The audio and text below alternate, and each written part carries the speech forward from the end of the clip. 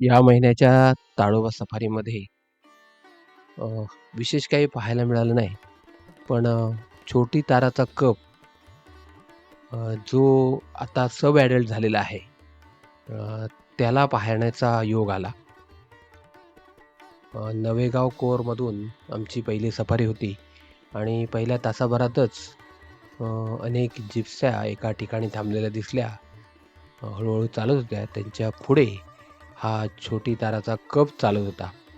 ह्या कबला आता सब ॲडल्ट रूपात पाहिलंय, पण एप्रिल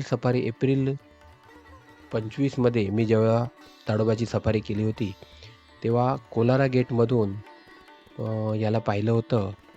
अ, पांढरपवनी जो तलाव आहे, त्या तलावाच्या बाजूला मोगली आणि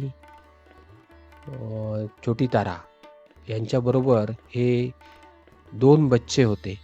लहान होते त्यावेळी बच्चे. आता हा सब ॲडल्ट झालेला आहे आणि स्वतंत्ररित्या फिरतोय हे लक्षात आलं.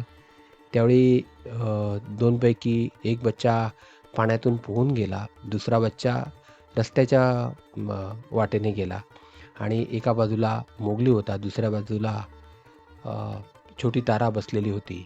ते विहंगम दृश्य आम्हाला एप्रिलमध्ये बघायला मिळालं होतं आणि त्यापैकीच एक कप ही मादी आहे. ती आता सब ॲडल्ट झालेली आहे आणि सब ॲडल्ट असून स्वतंत्ररित्या ती विहार करते.